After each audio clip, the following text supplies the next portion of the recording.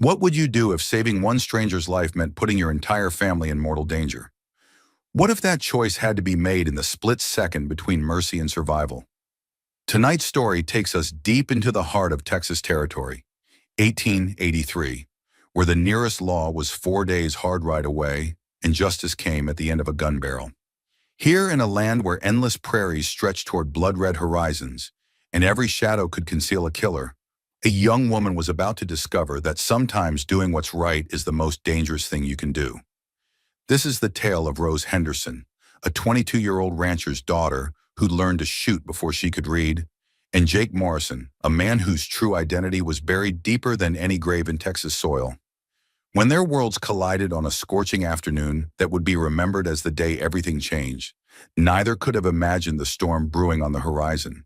Because in the Wild West, there were no second chances for witnesses, no mercy for those who stood against powerful men, and absolutely no sanctuary for anyone who dared to fight back.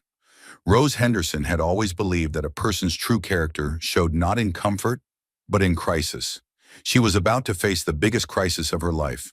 Picture this: a young woman riding fence line when she hears something that doesn't belong, the weak cry of a man calling for help.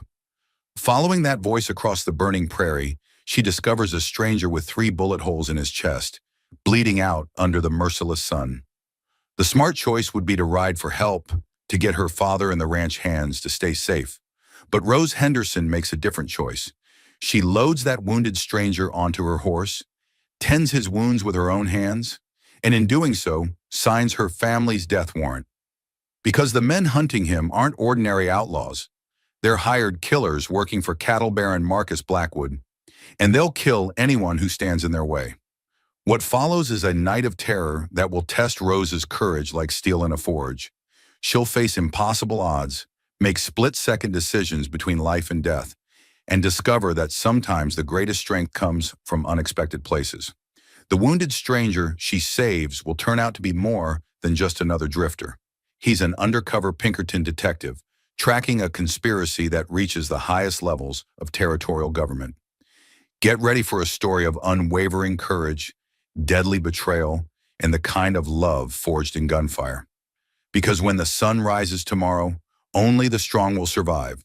And Rose Henderson is about to prove that sometimes the strongest person in the room is the one everyone underestimates. This is a tale of the frontier where mercy was a luxury few could afford, where corruption ran deeper than oil wells, and where one woman's choice to save a stranger would spark a battle that would echo across Texas for years to come. Rose will discover that her family's ranch sits on something worth killing for, that the law itself has been bought and paid for, and that sometimes the only justice comes from the barrel of a gun. But the wounded stranger carries secrets that could destroy everything Rose holds dear. His mission isn't what it seems, his enemies aren't who they appear to be, and the conspiracy he's uncovered threatens not just the Henderson Ranch, but every honest family trying to build a life on the Texas frontier. Rose Henderson had spent her life believing in right and wrong, in protecting the innocent, in standing up to bullies no matter how powerful they were. But she's never faced enemies like these. Men who kill witnesses, burn out families, and corrupt judges with bags of silver. She's never had to choose between saving a stranger and protecting everyone she loves. Tonight, Rose will learn that courage isn't about being fearless. It's about doing what's right when everything inside you screams to run. She'll discover that sometimes the most dangerous thing you can do is show mercy to a wounded stranger. And she'll prove that, when powerful men try to crush the innocent, sometimes a young woman with a Winchester rifle is all that stands between justice and destruction. So settle in, because Rose's story begins on that fateful afternoon when she found a dying man on Henderson land. And everything she thought she knew about right and wrong was about to be tested by fire and blood. The real question is, what would you do if faced with Rose's choice? Because her answer is about to set the entire Texas territory ablaze. The Texas sun beat down like a blacksmith's hammer on the Henderson Ranch, turning the air into something thick enough to choke on. Rose Henderson wiped the sweat from her brow with the back of her leather glove and adjusted her wide-brimmed hat against the glare. August in cattle country was no time for the weak-hearted, but Rose had never been accused of weakness. At 22, she could ride, rope, and shoot as well as any man in 3 counties, and better than most. She guided her paint mare, Duchess, along the north fence line, checking for breaks in the barbed wire that kept the Henderson cattle from wandering into the Badlands, where rustlers and wild animals made their homes. The work was hot, dusty, and dangerous, but Rose preferred it to sitting in the parlor with her needlepoint like the town ladies expected. Her father, Big Jim Henderson, had raised her to be useful rather than ornamental, and she'd taken to ranch work like a duck to water. The Henderson Ranch sprawled across 15,000 acres of prime Texas grazing land, built up over 20 years of backbreaking work and careful management. Big Jim had started with nothing but a handful of cattle and a dream, and now the Henderson brand was respected from San Antonio to the Red River. Rose was his only child, and she'd inherit every acre of it someday, assuming she lived long enough to see that day. A sound caught her attention, something that didn't belong to the familiar symphony of wind through grass and cattle lowing in the distance. Rose reined in Duchess and listened, her green eyes scanning the prairie with the sharp awareness of someone who'd learned early that, in Texas, the difference between caution and carelessness was often the difference between living and dying. There it was again, weak, desperate, human, someone calling for help. Rose's hand moved instinctively to the Winchester rifle in her saddle scabbard. Living on the frontier had taught her that unexpected sounds usually meant unexpected trouble, and unexpected trouble in Texas tended to be the kind that got people killed.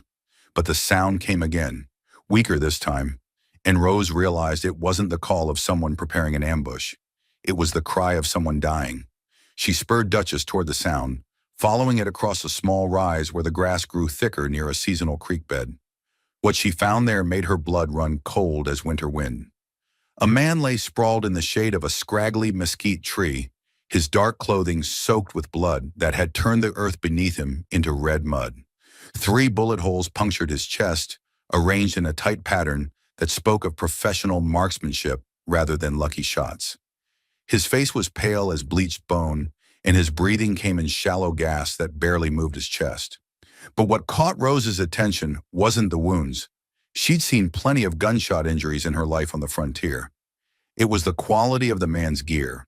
His boots were hand-tooled leather that cost more than most cowboys made in a year.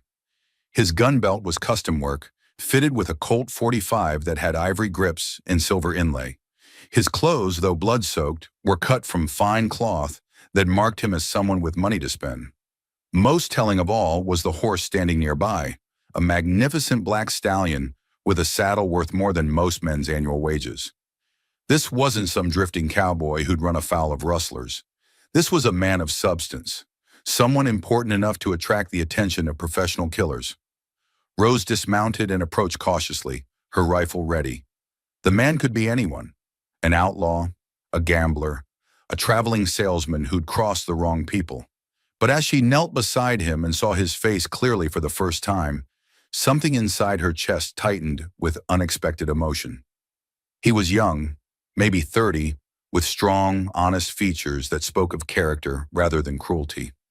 Even unconscious and dying, there was something noble about him, something that reminded her of her father during his army days.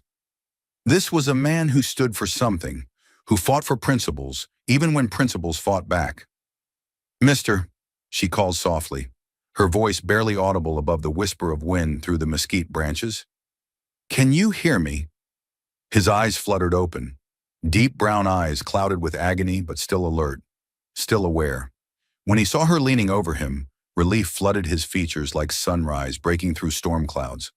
For a moment, neither of them spoke, and Rose found herself staring into those eyes, seeing intelligence, determination, and something else she couldn't quite name. "Ma'am," he whispered, his voice barely audible, rough with pain and blood loss. "Thank God. I thought I was going to die alone out here." Rose's mind raced as she assessed his condition. The bullets had gone deep, but they'd missed his heart and lungs by inches. He was losing blood fast, and fever was already building behind his eyes, but the wounds weren't immediately fatal. Whatever this man had done, whoever was after him, he was dying by degrees rather than minutes. "You're not going to die," she said firmly, already beginning to strip cloth from her shirt to make bandages. "Not on my watch. I'm going to get you to our ranch house." The man's eyes widened with something that might have been hope or might have been fear. "Ma'am, you don't understand. They, the men who did this, they'll be coming back. If they find you helping me, then we better make sure they don't find us," Rose interrupted, already working to fashion a makeshift stretcher from mesquite branches and her rope. "What's your name, mister?" "Jake," he whispered. "Jake Morrison. And ma'am, I need you to know, helping me might just get you and your family killed." Rose looked at him steadily as she worked, her hands moving with practiced efficiency. "Jake Morrison," she repeated. "I'm Rose Henderson, and this is Henderson land you're bleeding on. My daddy taught me that when someone needs help on our property, we provide it. Whatever trouble you brought with you, we'll handle it when it comes." But even as she spoke the words with confidence, Rose had no idea that saving Jake Morrison's life had just signed her family's death warrant. Because somewhere in these same Badlands, 6 hired killers were following a blood trail, and they'd burn down anyone who stood between them and their prey.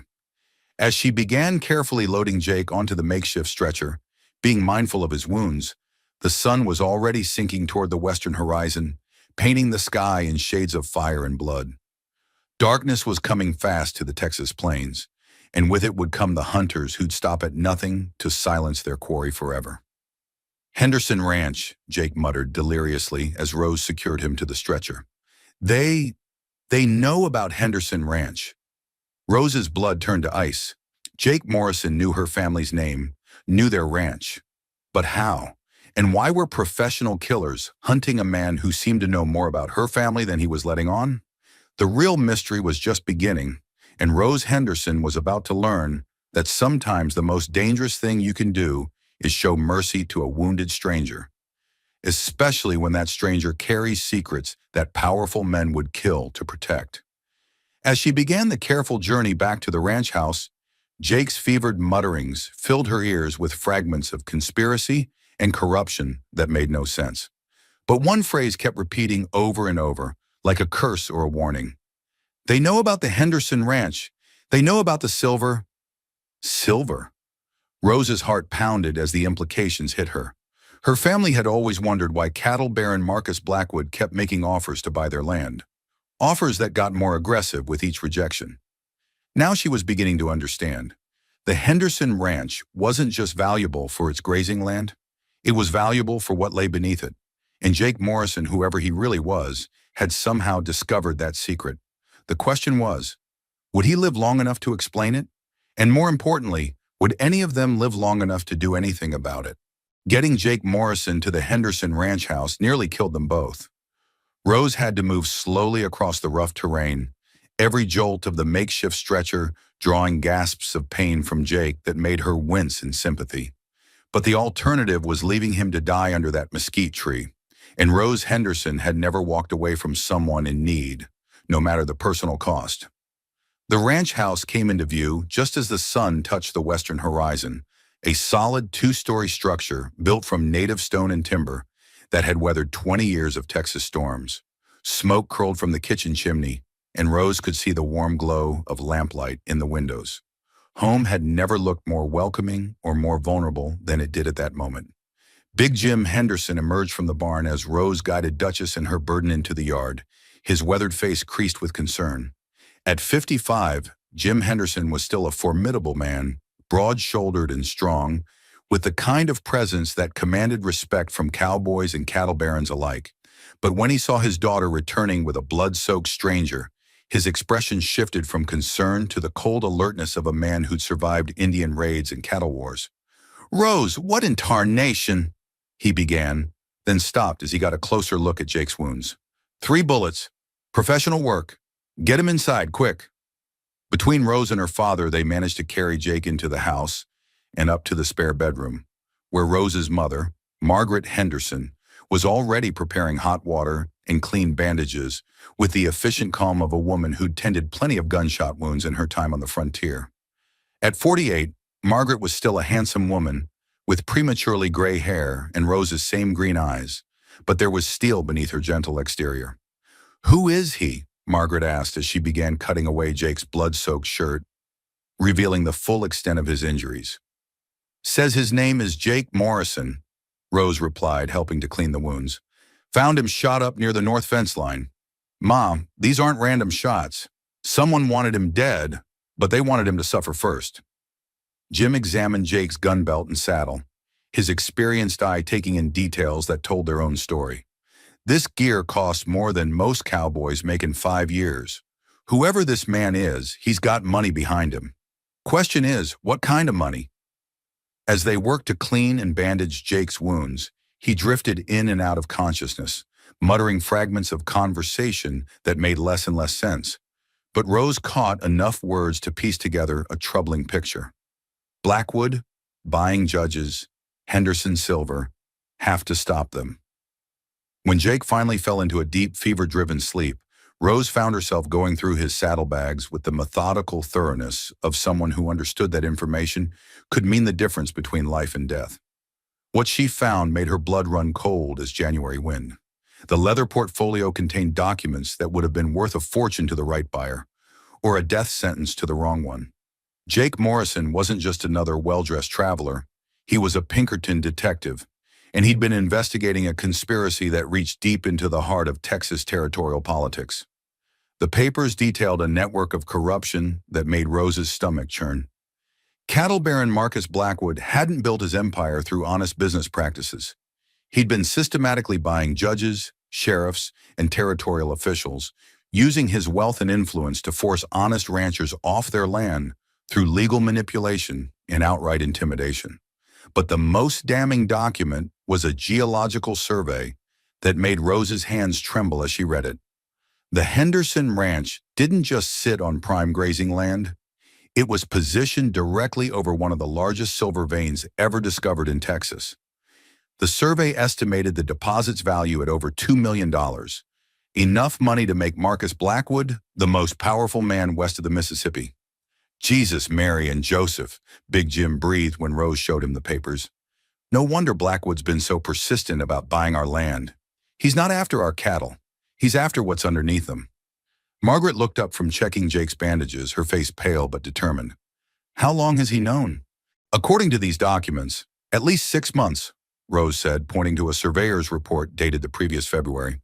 He's been positioning himself to claim our land legally, but when that didn't work, he decided to take it by force, Jim finished grimly, and this Pinkerton detective got too close to the truth. As if summoned by their conversation, Jake's eyes fluttered open, clearer now than they'd been since Rose found him. His gaze immediately went to the papers in Rose's hands, and she saw a mixture of relief and terror across his features. You read them, he said, his voice stronger but still rough with pain. Then you know what we're up against. We? Rose asked, though something in her chest tightened at the word. She'd already committed herself to Jake's cause by saving his life, but hearing him include her in his mission made it real in a way that frightened and thrilled her at the same time. Jake struggled to sit up, waving away Margaret's attempts to keep him flat. Miss Henderson, Rose, I need you to understand something. I'm not just a Pinkerton detective investigating corruption. I'm the only man who can prove that Marcus Blackwood murdered 17 people to build his empire. The number hit Rose like a physical blow. 17 people, men, women, maybe even children, killed to satisfy one man's greed. The families who refused to sell, Jake continued, his eyes burning with fever and determination. The officials who couldn't be bought, the witnesses who saw too much. Blackwood's had them all killed, and he's made it look like accidents, Indian raids, or outlaw attacks. The perfect crimes. But you have proof, Jim said, studying Jake's face with the sharp attention of a man evaluating potential allies and enemies. I had proof, Jake corrected grimly. 3 witnesses who were willing to testify against Blackwood in federal court. All 3 are dead now, killed within the last month. I'm the only one left who knows the whole truth, and Blackwood's hired killers have been hunting me across 2 states. Rose felt a chill that had nothing to do with the evening breeze coming through the windows. That's why they shot you, to stop you from testifying. They didn't just want to stop me, Jake said, his voice dropping to barely above a whisper. They wanted to make sure I suffered first. Blackwood doesn't just kill his enemies, he makes examples of them. The implications crashed over Rose like a flash flood. By saving Jake, by bringing him to their ranch, she'd painted a target on her entire family. Blackwood's killers would come, and they wouldn't just be hunting Jake anymore. They'd be hunting anyone who'd helped him. "How many men does Blackwood have?" she asked, surprised by how steady her voice sounded, despite the fear coursing through her veins. "At least a dozen professional killers," Jake replied. "Maybe more." "They're not ordinary cowboys or rustlers, Rose. These are men who kill for money, and they're very good at what they do." Big Jim checked his rifle with the methodical calm of a man who'd faced down hostile Indians and cattle rustlers. "Then we better get ready for company. How long before they track you here?" "They'll follow the blood trail," Jake said, trying to stand and immediately falling back with a gasp of pain. "Could be tonight, could be dawn, but they will come." Rose looked at her parents, seeing her own determination reflected in their faces. The Hendersons had carved a life out of hostile country through courage and stubbornness, and they weren't about to let Marcus Blackwood's hired killers run them off their own land. "Then we'll be ready for them," she said firmly, moving to the gun cabinet where her father kept the family's weapons. "We've got rifles, plenty of ammunition, and the home advantage. Let them come." But even as she spoke the words with confidence, Rose knew they were facing odds that would challenge even the toughest frontier family. Jake was wounded and weak, useful in a fight, but not at full strength. Her parents were tough and experienced, but they were outnumbered and outgunned. Still, there was something else building in the room as they prepared for the coming battle. Something that went beyond simple alliance or mutual defense. When Rose looked at Jake Morrison, she saw more than just a wounded Pinkerton detective. She saw a man who'd risked everything to expose corruption and protect innocent people. Someone who shared her father's sense of justice and her own determination to stand up for what was right. And when Jake looked at Rose, she could see something similar in his eyes. Not just gratitude for saving his life, but admiration for her courage, respect for her strength, and something deeper that neither of them was quite ready to acknowledge yet. The sound of approaching horses shattered the moment like a gunshot through glass. Rose moved to the window and peered through the curtains, counting riders silhouetted against the dying light. 6 men, all mounted and armed, spreading out to surround the ranch house with the coordinated precision of professionals who'd done this kind of work before. "They're here," she said quietly, reaching for her Winchester. Jake struggled to his feet, swaying but determined, his Colt .45 steady in his hand despite his injuries. "Rose, I need you to know something before this starts. Meeting you, having you save my life, it's been an honor. You're the bravest person I've ever known." Rose felt heat rise in her cheeks, but she met his eyes steadily. "Save the pretty words for when we're both still breathing, Detective Morrison. We've got a fight to win first." Outside, a voice called through the gathering darkness, smooth and confident, and deadly as a rattlesnake's hiss. "Jake Morrison, we know you're in there, boy. Come on out, and we'll make this quick and clean. No need for innocent folks to get hurt." Rose's finger tightened on her rifle's trigger.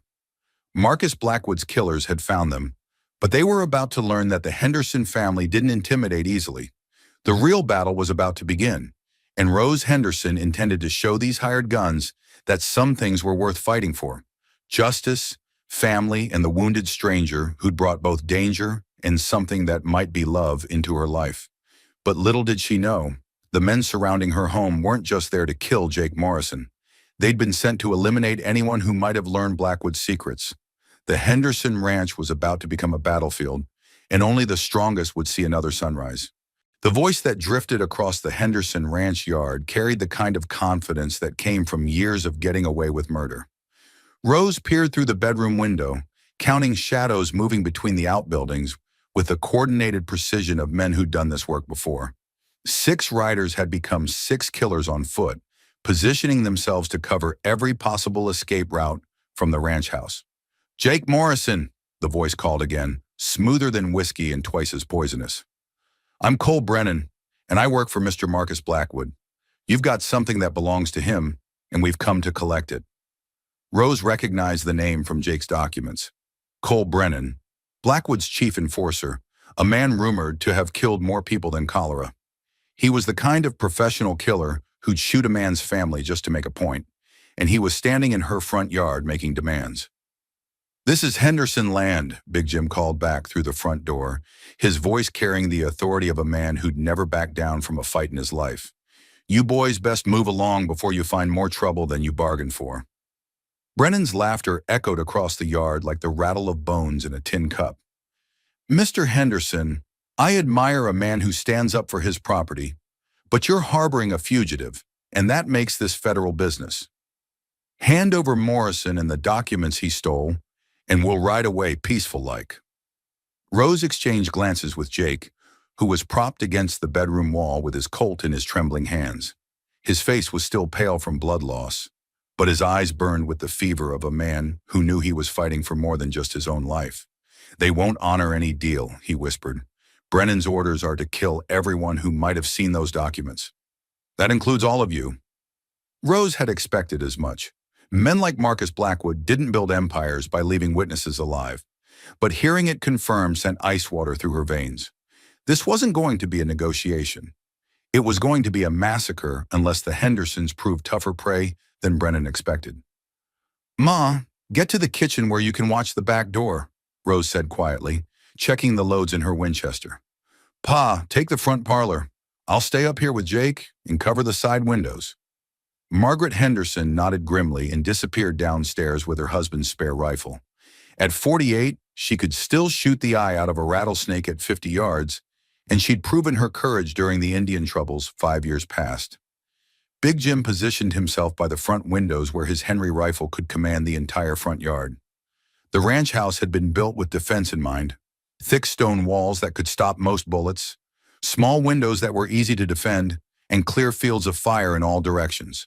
The Hendersons had learned hard lessons during their early years in Texas, and they'd built accordingly. "Time's up, Morrison." Brennan's voice carried a sharper edge now.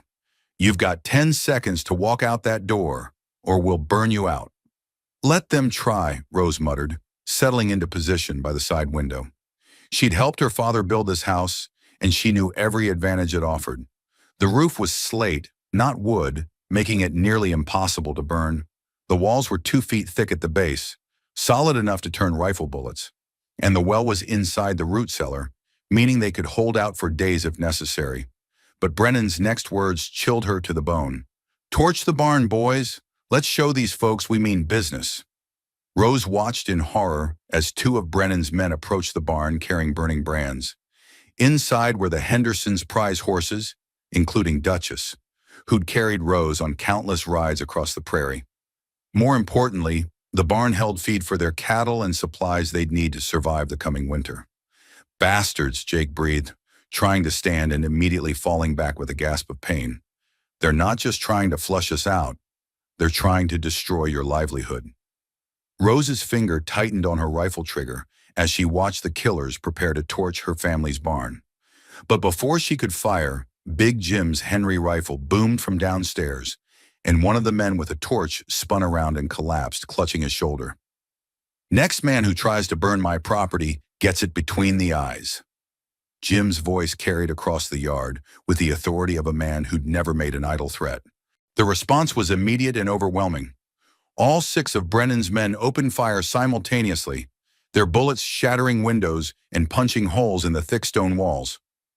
Rose ducked as glass exploded around her, then popped up and returned fire with her Winchester, working the lever with practiced speed. Her first shot caught one of the gunmen in the chest, spinning him around before he collapsed behind a water trough. Her second shot splintered the wooden post he'd been using for cover, sending his partner diving for better protection behind the blacksmith shed. From downstairs, she could hear the steady boom of her father's rifle as he held the front of the house, and the sharp crack of her mother's weapon as she defended the kitchen. The Hendersons were outnumbered, but they were fighting on their own ground with weapons they knew like old friends. "Rose!" Jake called out, pointing toward the side yard where 2 more gunmen were trying to flank the house. "Left side, behind the well." Rose swung her rifle around and caught sight of movement just as one of the men broke cover. Her shot took him high in the shoulder, but he managed to dive behind the stone well house before she could finish him. His partner laid down covering fire, bullets whining through the broken window and embedding themselves in the far wall. "How many rounds you got left?" Jake asked, reloading his Colt with hands that shook from fever and blood loss. "Plenty," Rose replied, though she was already down to half her ammunition. She'd counted 20 shots fired, and she had maybe 30 rounds left between her rifle and the spare ammunition in her gun belt. Not enough for a prolonged siege, but enough to make Brennan's men pay dearly for every inch they gained. The gunfire settled into a deadly rhythm. Short bursts of shooting followed by tense silence as both sides repositioned and looked for advantages. Rose found herself falling into the familiar pattern of frontier combat. Aim, fire, move to a new position, reload, and wait for the next opportunity. But she could see that Brennan was learning from each exchange.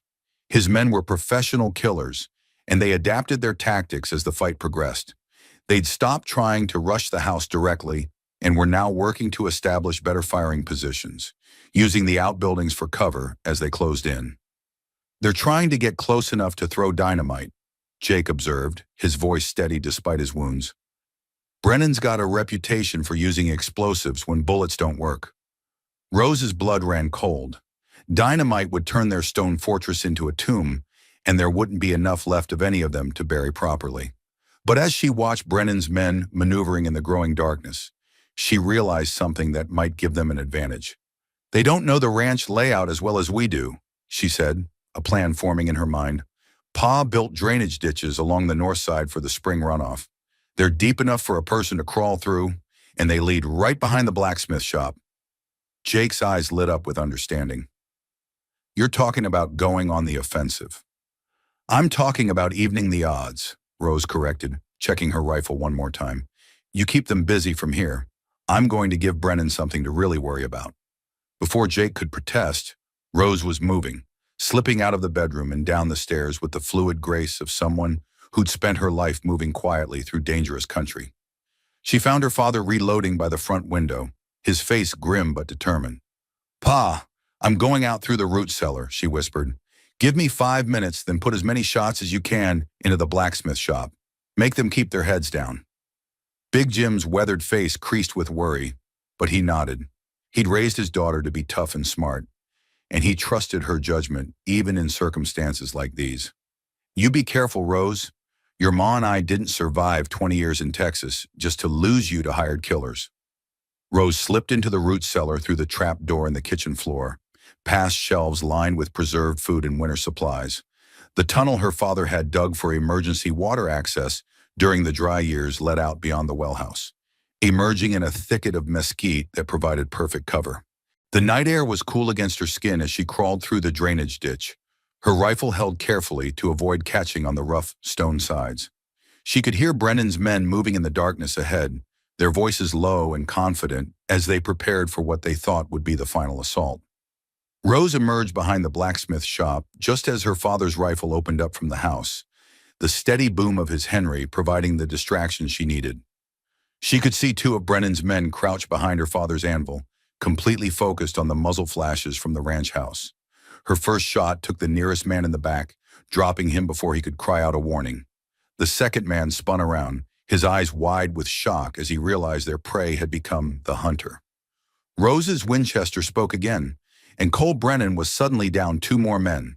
The tables had turned, and Rose Henderson was about to show these hired killers that some people were a lot more dangerous than they appeared. The real battle was just beginning, and the outcome was far from certain. But as she repositioned for her next shot, Rose heard something that made her blood freeze, the distinctive hiss of a lit dynamite fuse somewhere in the darkness ahead. Brennan had decided to end this siege permanently, and Rose had maybe 30 seconds before her family's ranch house became a crater in the Texas prairie. The hiss of the burning dynamite fuse cut through the night air like the rattle of death itself. Rose Henderson had maybe 20 seconds before her family's ranch house became a smoking crater, and the man with the dynamite was hidden somewhere in the darkness beyond the blacksmith shop. 20 seconds to find him, stop him, and save everyone she'd ever loved. She moved through the shadows with the fluid grace of a predator, her Winchester held ready as she followed the sound of that deadly fuse. Years of hunting in these same hills had taught her to move silently, to track by sound and instinct, to think like prey when she needed to become the hunter. There, behind the water trough, A dark figure crouched with something cylindrical in his hands. Rose could see the red spark of the fuse. Maybe 10 seconds left before the explosion that would end everything. She raised her rifle, took careful aim despite the darkness and the pounding of her heart, and squeezed the trigger. The Winchester's boom echoed across the ranch yard, and the man with the dynamite jerked backward, his throw going wild as Rose's bullet caught him in the shoulder. The dynamite sailed harmlessly into the open pasture, where it exploded in a flash of light and thunder that lit up the night sky, but hurt nothing more than prairie grass. "Son of a bitch!" Cole Brennan's voice roared from somewhere near the barn. "She's behind us! Johnson's down!" Rose was already moving, using the confusion caused by the explosion to relocate before Brennan's remaining men could pin down her position. She'd learned from her father that in a gunfight, the side that kept moving usually won, and standing still in one place was the quickest way to get killed. From the ranch house, she could hear Jake's Colt barking as he covered her movement, his shots forcing Brennan's men to keep their heads down. Despite his wounds, the Pinkerton detective was proving himself a valuable ally, and Rose felt a surge of warmth that had nothing to do with the heat of battle. But her satisfaction at stopping the dynamite was short-lived. As the echoes of the explosion faded, she could hear new sounds in the distance, the thunder of approaching hoofbeats. More riders were coming, and from the sound of it, there were a lot of them. "Brennan," a voice called from the darkness beyond the ranch buildings. "Marcus Blackwood himself, and it looks like you boys have made a mess of things." Rose's blood turned to ice as she recognized the name. Marcus Blackwood had come personally to oversee the destruction of her family. The cattle baron who'd built his empire on blood and corruption was here to finish the job his hired killers had started. Through the broken windows of the ranch house, she could see lamplight flickering as her parents maintained their positions. They'd heard the new arrivals too, and she knew they were counting enemies, just like she was. The original 6 killers were down to 3 or 4 effectives, but now there were at least 8 new riders surrounding the property. "Mr. Blackwood," Brennan called back, his voice tight with embarrassment and rage. "The Hendersons are putting up more of a fight than we expected. And the girl, she's been picking off my men like they were tin cans on a fence post." Blackwood's laughter carried no warmth, only the cold amusement of a man who'd crushed stronger opposition than one ranch family. "The girl? Cole, are you telling me that one rancher's daughter has been outfighting your professional killers?" Rose felt anger surge through her like wildfire. These men thought of her as just the girl, some helpless frontier woman to be brushed aside like a troublesome insect. They were about to learn that Rose Henderson was a lot more dangerous than they'd bargained for. She worked her way around to the north side of the property, where the new arrivals were positioning themselves. Through the darkness, she could make out a large man on horseback, clearly giving orders to the riders spreading out around him. Marcus Blackwood himself, the man whose greed had brought death to her family's doorstep. Rose had a clear shot, 50 yards, good light from the stars. Her Winchester zeroed perfectly for that range. She could end this whole thing right now with one well-placed bullet. Her finger tightened on the trigger as she drew a bead on the cattle baron's broad chest. But something made her hesitate. Maybe it was her father's teachings about honor and fair play, or her mother's lessons about the difference between justice and murder. Marcus Blackwood was a killer and a thief, but shooting him from ambush felt like becoming the same kind of person he was. That moment of hesitation nearly cost Rose her life. "There she is!" one of Blackwood's men shouted, and suddenly the night exploded with muzzle flashes as half a dozen rifles opened fire in her direction. Rose dove for cover behind a pile of split firewood as bullets whined over her head and thudded into the logs around her. "You should have taken the shot, girl," Blackwood's voice boomed across the ranch yard, and Rose could hear the mockery in it. "Mercy is a luxury you can't afford out here." Rose worked her way deeper into the woodpile, using the stacked logs for cover as she tried to find a new firing position. But Blackwood's men were professionals, and they'd learned from Brennan's mistakes. They were advancing in coordinated fashion, covering each other's movements as they closed in on her position. A bullet splintered the log inches from her head, and Rose realized she was trapped. Too many guns, too many angles of attack. She needed to get back to the ranch house where she could support her family's defense, but 20 yards of open ground lay between her and the nearest cover. That's when Jake Morrison proved why Pinkerton detectives were worth their reputation. The wounded detective appeared at the ranch house's side door, moving with painful determination despite his injuries. His Colt spoke 6 times in rapid succession, each shot carefully aimed to provide maximum distraction. 2 of Blackwood's men went down, and the others dove for cover, giving Rose the opening she needed.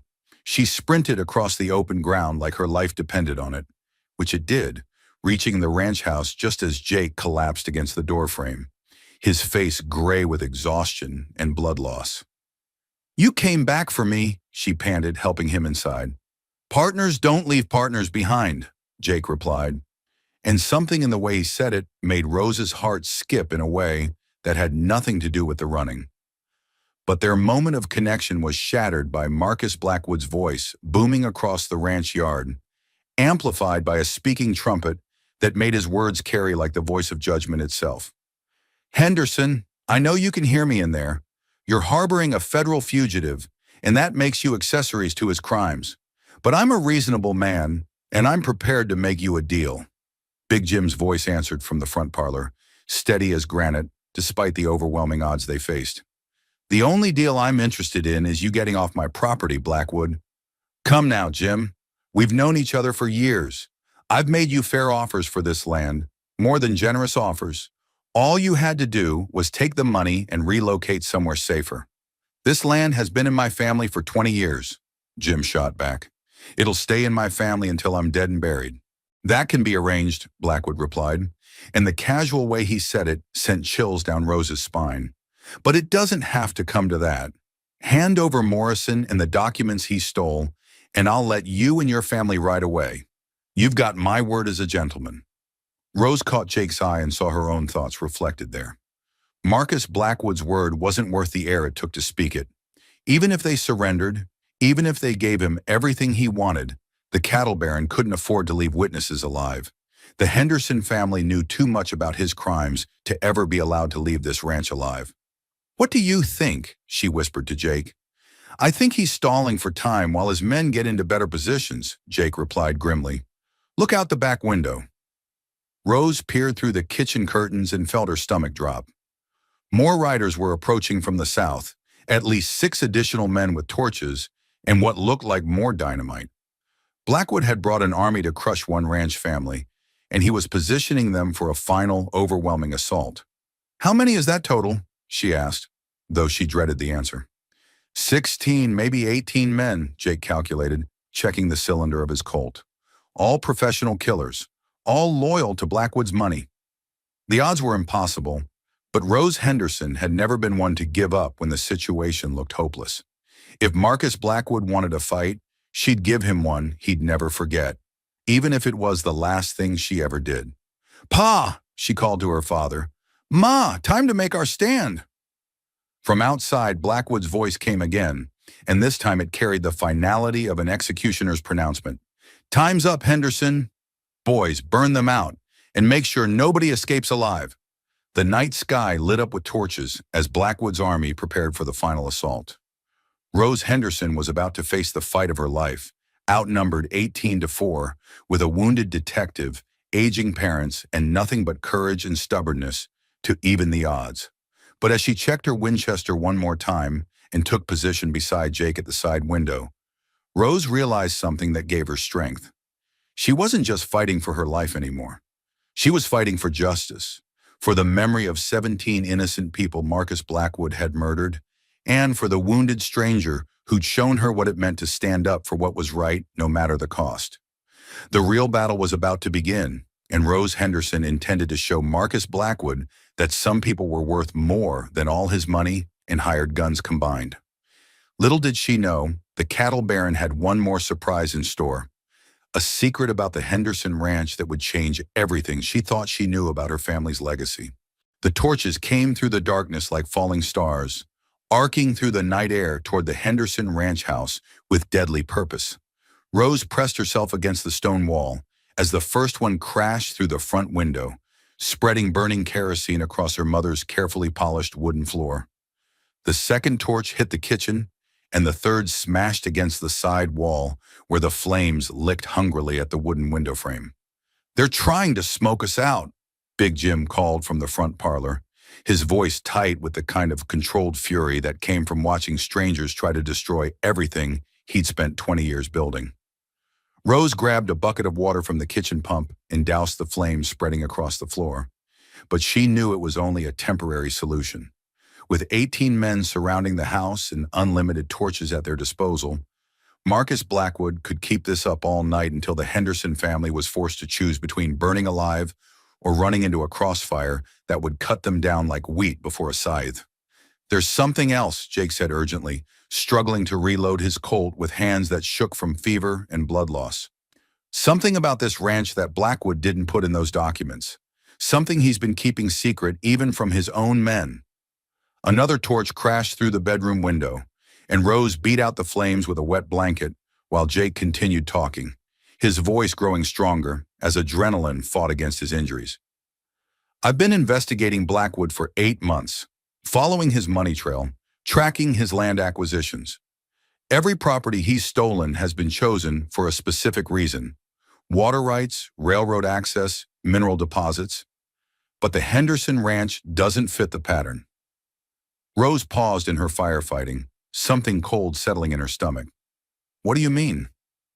"The geological survey in his files shows silver deposits worth maybe $2 million, Jake explained, wincing as another bullet shattered what remained of the side window.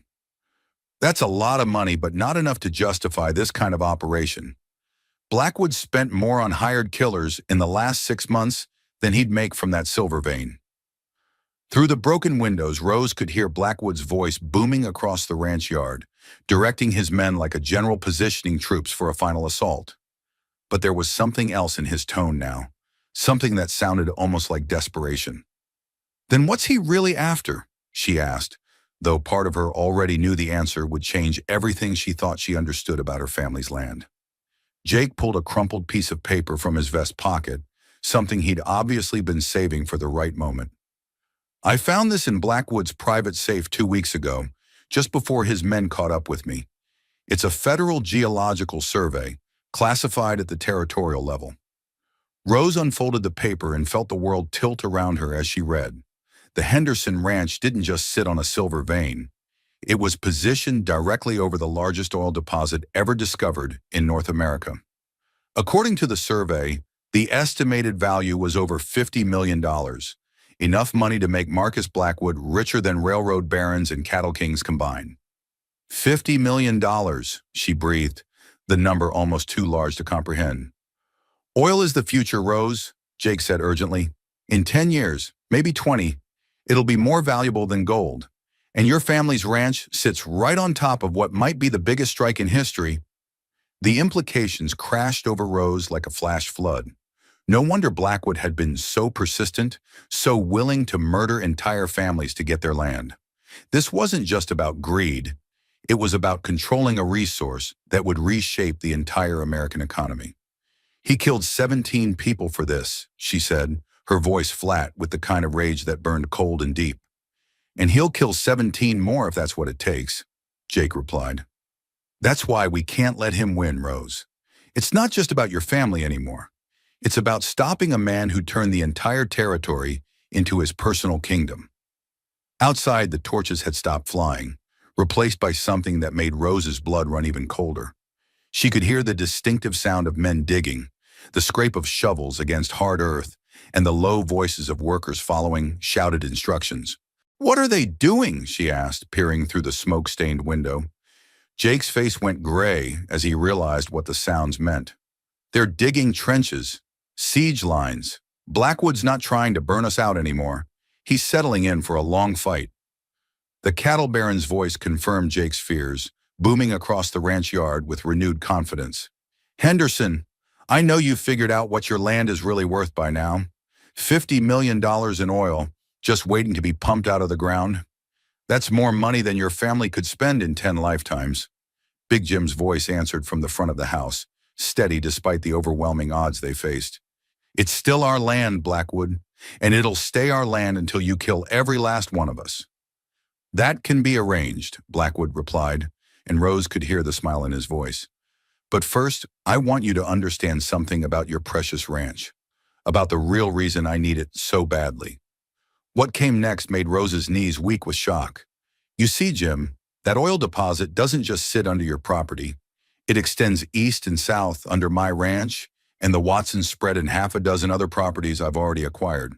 But the main wellhead, the place where the drilling needs to start, that's right under your barn. Without access to Henderson land, that $50 million might as well be on the moon." Rose felt the pieces of the puzzle falling into place with sickening clarity. Blackwood hadn't just been buying land randomly. He'd been systematically acquiring every property connected to the oil field, using murder and legal manipulation to assemble what would become the largest oil operation in American history. The Henderson Ranch was the keystone of the entire scheme. "Which means," Jake said grimly, "he can't afford to let any of us live.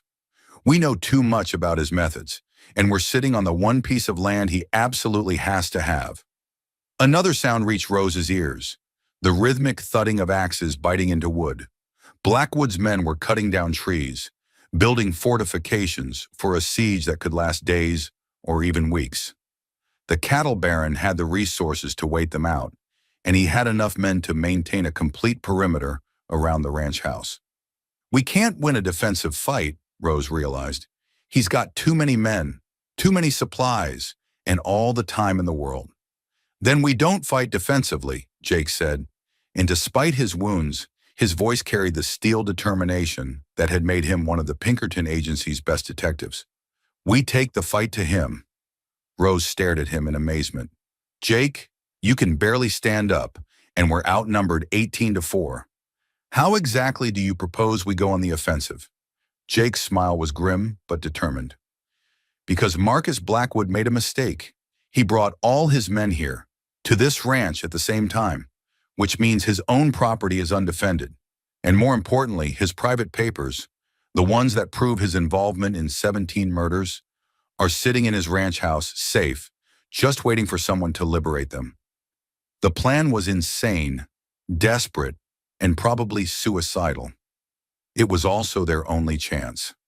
"You're talking about leaving my parents here alone," Rose said, though she could already see the tactical sense in Jake's suggestion.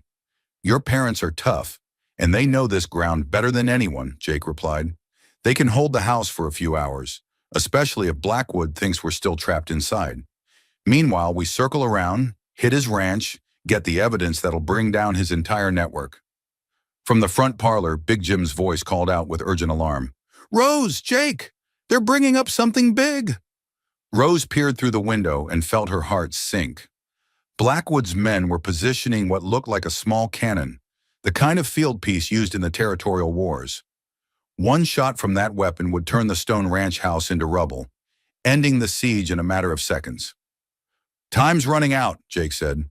"We have to move now, or we're all dead by morning." Rose looked at her wounded partner, then at the impossible odds they faced, then at the cannon being loaded with grape shot that would shred anyone caught in the open.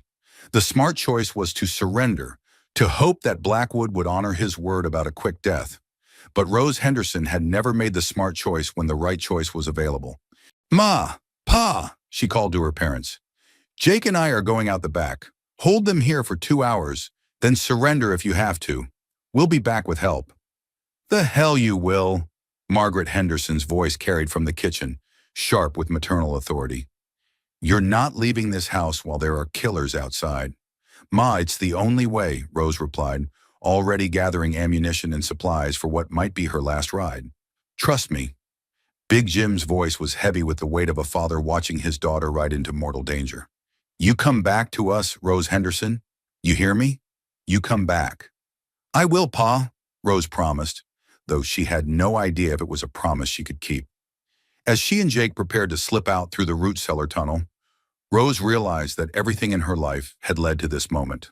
All her father's lessons about courage and justice, all her mother's teachings about standing up for what was right, all her own experiences learning to survive in hostile country. In the next few hours, she would either expose the conspiracy that had cost 17 innocent people their lives, or she would join them in whatever justice waited beyond the grave. But as she looked at Jake Morrison, seeing the determination burning in his eyes despite his wounds, Rose knew she wasn't facing this fight alone anymore. They were partners now, bound together by shared danger and something deeper that neither of them had time to examine. And together they were going to give Marcus Blackwood the fight of his life. The night air was crisp against Rose's face as she and Jake emerged from the drainage tunnel a quarter-mile from the ranch house. Behind them, the Henderson property glowed with the light of torches and campfires as Marcus Blackwood's army settled in for what they believed would be a siege lasting until dawn. Ahead lay 12 miles of rough country and the most dangerous ride of Rose Henderson's life. Jake swayed in his saddle, his face gray with pain and exhaustion, but his eyes burned with the kind of determination that had made him one of the Pinkerton Agency's most effective detectives. Rose had saddled two of her fastest horses, including Duchess, whose sure footing and speed had carried her safely across a dangerous country more times than she could count. "You sure you can make this ride?" Rose asked, studying Jake's wounds with concern. He'd lost a lot of blood, and the fever in his eyes spoke of infection setting in, despite her careful nursing. "I'll make it," Jake replied grimly. "Too many people have died for Blackwood's greed. I won't let their deaths be meaningless." They rode hard through the darkness, following cattle trails and creek beds that Rose had known since childhood. The Blackwood Ranch lay to the southeast, a sprawling complex of buildings that had grown from a modest homestead into the headquarters of a cattle empire built on blood and corruption. If Jake was right, the evidence they needed to bring down Blackwood's entire network was sitting in his private safe, waiting for someone brave enough to take it. The moon was setting behind them when they finally reached the ridge overlooking Blackwood's property. Rose counted maybe 6 men moving around the buildings, guards left behind to protect the ranch while their boss was occupied with the siege at Henderson Land. The odds were still dangerous, but manageable compared to the 18 killers they'd left behind. "There!" Jake pointed to a large stone building that stood apart from the bunkhouse and barns. "That's Blackwood's private office. The safe is on the 2nd floor behind a painting of his father." Rose studied the layout with the tactical eye her father had taught her. 2 guards patrolled the main yard, another was positioned by the corral, and she could see lamplight in the bunkhouse, where the remaining men were probably playing cards or sleeping. The office building was dark, which meant either it was empty or someone was waiting in ambush. "How do we get inside without raising the alarm?" she asked. Jake's smile was grim but determined. "We don't. We're going to make enough noise to wake the dead, grab what we need, and get out before they can organize a proper response." It was a desperate plan, but desperation was all they had left. Rose checked her Winchester one more time, made sure her Colt was loaded and ready, and prepared to follow Jake Morrison into what might be their final battle. They hit the ranch like a Texas tornado. Rose came in from the north, her Winchester speaking with deadly accuracy as she dropped the first guard before he could raise his rifle. Jake attacked from the south, his Colt barking 6 times in rapid succession as he scattered the men by the corral and sent them diving for whatever cover they could find. The element of surprise carried them through the first crucial seconds.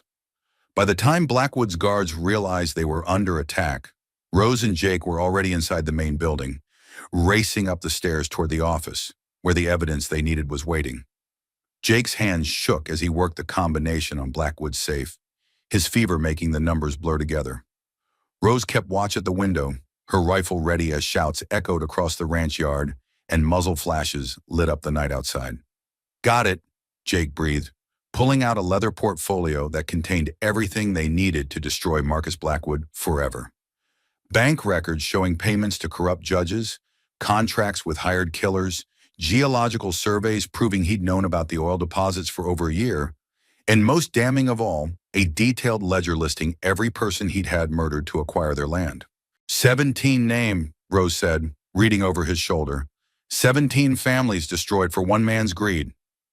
18, Jake corrected grimly. He was planning to add the Hendersons to that list tonight.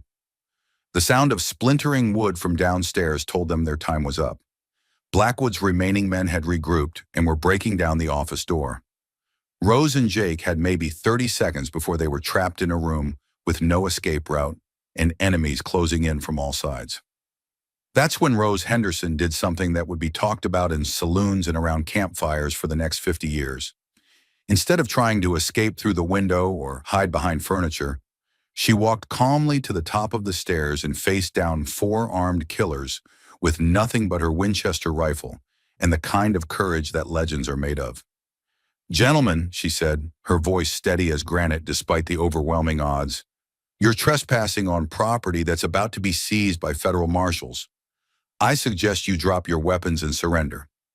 The men at the bottom of the stairs laughed, the kind of cruel amusement that came from men who'd never been challenged by anyone, let alone a young woman with a rifle.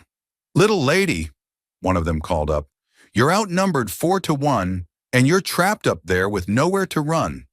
Why don't you come down peaceful-like, and we'll make this quick?"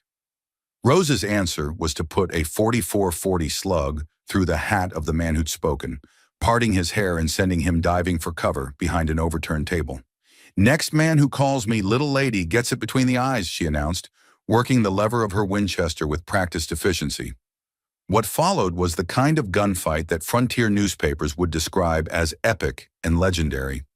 Rose Henderson, positioned at the top of a narrow staircase with perfect fields of fire, held off four professional killers for nearly 10 minutes while Jake gathered the last of the evidence they needed. Her shooting was precise, methodical, and absolutely ruthless. When the smoke cleared and the echoes of gunfire finally faded, three of Blackwood's men lay dead or wounded, and the fourth had fled into the night to spread word of what he'd witnessed. "Jesus, Rose," Jake breathed as they prepared to leave. "I've never seen shooting like that in my life." "My daddy always said that if something was worth fighting for, it was worth fighting well," Rose replied, reloading her rifle with hands that were steady despite everything she just endured. They made it back to their horses just as the eastern horizon began to show the first pale hints of dawn. Behind them, Blackwood's ranch was in chaos, with wounded men crying for help and buildings burning from muzzle flashes that had set hay bales ablaze. Ahead lay the desperate ride back to Henderson Land, where Rose's parents were still holding out against impossible odds. The ride back was a blur of pounding hoofbeats and burning muscles as they pushed their horses to the limit across 12 miles of rough country. Jake swayed in his saddle, held upright only by willpower and the knowledge that failure meant death for everyone he'd come to care about. They created the final ridge just as the sun broke free of the eastern mountains, painting the Texas prairie in shades of gold and crimson. Below them, the Henderson Ranch looked like a military encampment, with trenches, earthworks, and that terrible cannon pointed at the stone walls where Rose had grown up. But something had changed during their absence. Rose could see riders approaching from the west, a long column of men in blue uniforms that could only mean one thing. "Federal marshals," Jake said, his voice weak but triumphant. "I sent word to Fort Davis before Blackwood's men caught up with me. Help was already on the way."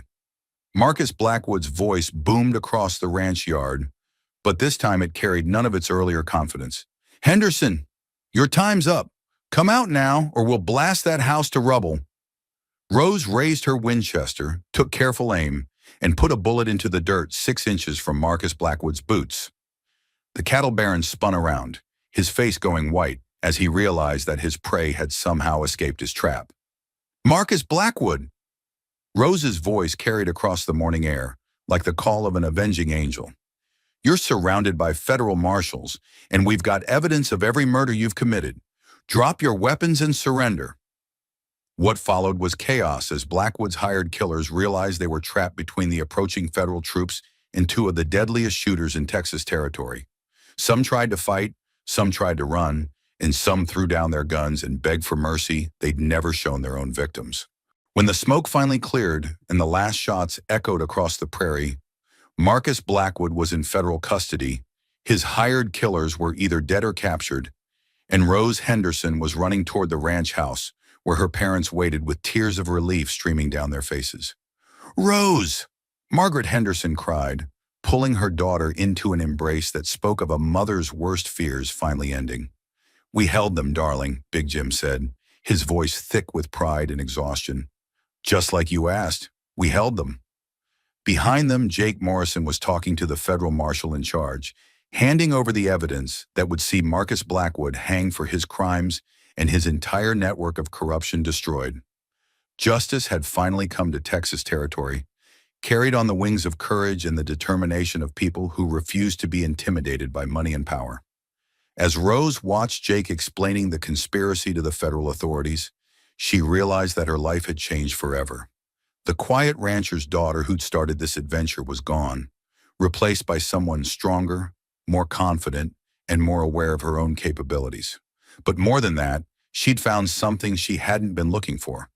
A partner who respected her strength, who'd fought beside her as an equal, and who looked at her not as someone to be protected, but as someone to be admired.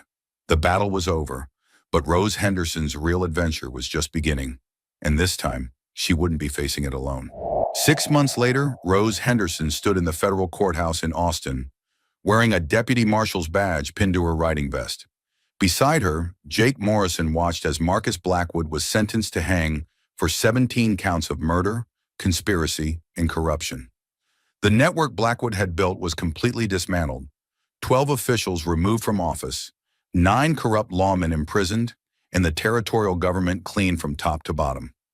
It was the kind of victory Judge Samuel Mitchell would have celebrated, the triumph of justice over corruption that frontier legends were built upon. But Rose's greatest satisfaction came not from seeing justice done, but from knowing she'd found her true calling. She and Jake had become partners in every sense of the word, professional and personal. Together, they'd brought honest law enforcement to Texas territory, protecting innocent families and hunting down those who preyed on the weak. The Pinkerton Agency had offered Rose an official position, making her one of the first female detectives in American history. The Henderson Ranch remained in the family, but it was no longer just a cattle operation. The oil deposits beneath their land would make them wealthy beyond imagination. But more importantly, Big Jim and Margaret had gained a son-in-law who understood their daughter's strength and independence. "You know," Jake said as they watched Blackwood led away in chains, "when I first got shot up on your land, I thought I was dying alone in the middle of nowhere." Rose smiled, taking his hand as they walked out into the Texas sunshine. "Instead, you found a partner who'd follow you into hell if necessary." "More than a partner," Jake replied, stopping to face her. "You found someone who loves you exactly as you are, strong, independent, and dangerous as a rattlesnake when crossed."